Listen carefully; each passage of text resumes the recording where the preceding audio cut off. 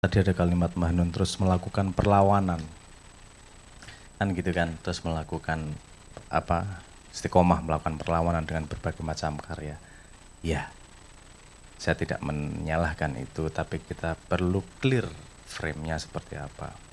Karena kebetulan di sini saya cukup dekat dengan Simbah.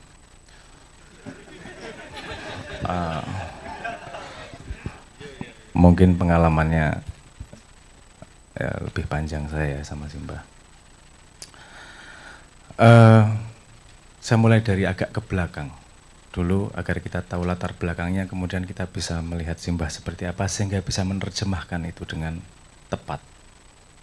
Dan juga tentang sosmed itu tadi kita bisa memahami gimana. Kita mulai dari manusia dulu, saya paling senang dari situ. Karena itu garis merah yang kita semua sama, manusia. Sebelum yang lain kita sama-sama manusia. Sepemahaman saya, manusia itu selalu mencari model dunia di dalam kepalanya. Dia mencoba pengen memahami dunia sehingga bikin teori-teori, bikin model di kepalanya. Karena kalau dia tidak punya model di kepalanya, dunia di luar akan menjadi sangat tidak bisa diprediksi sehingga ngapa-ngapain jadi takut. Mbuh bener mbuh salah teorinya. Pokoknya di otak punya teori dulu lah. Ada yang ngambil model banyak dari agama, banyak dari sains, banyak dari norma, paling nggak punya model di kepalanya. Nah, modeling di kepala orang itu beda-beda cara kerjanya. Kebetulan saya kemarin belum lama pas ulang tahunnya istrinya, ibu saya, Mbak Via, kita ngobrol-ngobrol terus ketawa-ketawa karena ternyata saya sama Simbah itu punya penyakit, dalam tanda petik punya kelainan yang sama di kepala, di otak, yaitu yang saya nyebutnya di video itu afantasia, ketidakmampuan untuk membayangkan benda. Jadi ketika bikin model di kepala itu bukan benda yang kelihatannya. Misalnya saya ngomong sapi gitu, Anda merem keluar gambar sapi, katanya gitu, kata yang orang yang bisa membayangkan. Nah saya tuh kalau merem sapi ya sapi, merem ya nggak keluar gambar apa-apa. Jadi definisi bendanya jadi berbeda di kepala modelingnya. Jadi ada, kalau sapi saya ngeliatnya oke, sapi itu binatang gedenya lebih gede dari kambing, dia gunanya untuk ini, warnanya ada kemungkinan gini-gini. Jadi nomor pertama bukan gambar, pertama adalah urusan fungsi, urusan pada konstelasinya seperti apa. Nah, Simbah itu sejak saya kecil, itu baru saya kemudian paham ternyata cara berpikirnya seperti itu, sehingga cara pandang dunianya tidak bendawi dalam tanda petik ya. Karena memang nek kon merem bayangke apa-apa Simbah yo ra iso padha karo aku. Gelap, nek merem ki wis gelap. Wis ra iso mbayangke apa-apa. Makanya banyak teman-teman makyah yang iri sama saya karena naik mobil belum keluar gang udah bisa tidur. Lah nek merem wis gambar ilang ya wis turu. Gampang banget tidur ya, merem udah turu wisan bablas. Karena memang udah nggak ada gambar apa-apa lagi. Nah, yang saya pahami dari Simbah dari kecil itu, Simbah itu punya naluri untuk menyeimbangkan. Jadi kalau saya terlalu pede, pasti didemotivator sama dia. Dibikin saya nggak percaya diri. Tapi kalau saya nggak percaya diri, diangkat-angkat, dibikin percaya diri. Itu naluri dasar Simbah yang saya lihat di mana-mana. Berusaha menyeimbangkan pada keadaan tengah. Begitu juga dengan konstelasi yang lebih besar. Simbah itu kalau mau belajar sedikit ke belakang, Simbah itu tidak peduli sama orang, dalam tanda petik ya. Kalau misalnya mau ngelawan siapa, mau ngatain siapa, apakah dia benci Jokowi, apakah dia benci SBY, kok SBY kita diunaike iblis karo Simbah. Cuman belum ada sosial media aja. Tapi itu bukan urusan Jokowi atau urusan SBY atau siapa orangnya, tapi positioning mereka sebagai presiden pada konstelasi pemerintahan. Nah Simbah itu kalau ngomong perlawanan, yang dilawan bukanlah orangnya, yang dilawan adalah kebodohan atau sistem yang tidak beres. Simbah sangat konsisten di situ. Kalau mau lihat buktinya jelas kok. Simbah kalau nggak seneng sama A, Berarti kan ada senang sama B harusnya.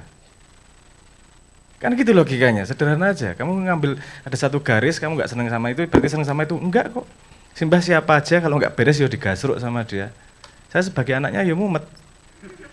Kalau efek era karuan, tiba-tiba saya ditanyain orang, kenapa sih Mbah bikin kalimat ini? Kapan bikin kalimatnya? Saya nggak denger. Tapi dari sudut pandang saya sangat, karena modeling dunia di kepala saya sama Simbah itu mirip. Jadi saya paham, oh urusannya ini Simbah itu membalance kok, seperti nalurinya sehari-hari dari ketika saya kecil. Urusannya ini Simbah itu membalance, dan beliau pada perjuangan itu tidak pernah berhenti. Contoh paling sederhana, ketika jilbab masih diopresi, dianggap tidak, Simbah bikin lautan jilbab. Polanya kan sama. Ketika ada yang diopresi, ketika tidak adil, Simbah berangkat ke situ. Bukan tidak pernah urusan orang, tapi urusan pemetaan itu tadi. Saya angel ngomongnya karena di kepala saya, di kepalaku dan Simbah itu benda abstrak dan benda real itu sama-sama kelihatan, sama-sama ada gitu loh dalam tanda petik. Itu levelnya sama. Sehingga kalau ngomong logika itu sangat mudah karena mengkoyong gambar apa sebenarnya pemandangan benar-benar kelihatan. Nah, salah satunya gini itu tadi, kenapa nggak senang sama Simbah tadi itu, ketika orang nalurinya punya gambar di kepala, punya modeling dunia di kepala, manusia tidak nyaman kalau ada sesuatu yang dia merasa tidak paham. Dia harus punya konklusi, A itu gini, B itu gini, C itu gini. Kadang-kadang naluri itu tidak disertai dengan kemauan untuk riset. Naluri itu tidak disertai dengan kemauan untuk bertahan, tidak menyimpulkan dulu. Saya tidak tahu kok, nggak berani ngomong tidak tahu. Sehingga nalurinya ketika dengar satu kalimat, dia harus menggambar sisanya. Satu garis bisa digambar sudah jadi buntut, satu garis bisa digambar jadi kepala, satu garis bisa digambar jadi kaki. Pertanyaannya sederhana, garis yang lain datang dari mana? Paham maksud saya? Abstrak itu, paham maksud saya? Gambar yang lain dari mana? Ketika dia cuma lihat judulnya atau sepotong kalimat Simbah 30%, terus dia punya gambar lengkap tentang Simbah. Artinya gambar itu, garis yang lain itu datang dari dirinya sendiri. Bukan dari kenyataan, bukan dari informasi, bukan dari fakta. Saya lupa ada tokoh Islam yang mengatakan gitu, kamu jangan berprasangka, jangan ngatain orang, karena kamu justru menunjukkan dirimu itu siapa. Kamu bukan menunjukkan orang itu siapa. Kenapa? Karena kamu cuma tahu sedikit, gambar lainnya adalah gambar dirimu sendiri. Jadi yang menuduh Simbah punya motif politik itu karena dalam dirinya, hidupnya adalah motif politik. Paham maksud saya ya? Dia nggak cukup Pak, misalnya Simbah belain, maksudnya diberi mandat oleh penduduk Lapindo untuk memediasi. Mau dapat duit dari berapa itu? Gimana dealnya? Gambar itu dari mana? Dari kepalanya sendiri pasti. Kenapa? Karena dia nggak nge-track ceritanya seperti apa. Dan itulah yang terjadi di banyak sosial media. Dan jangan dimarahin juga. Kenapa? Karena itu juga wajar. Otak manusia itu tidak diciptakan sama.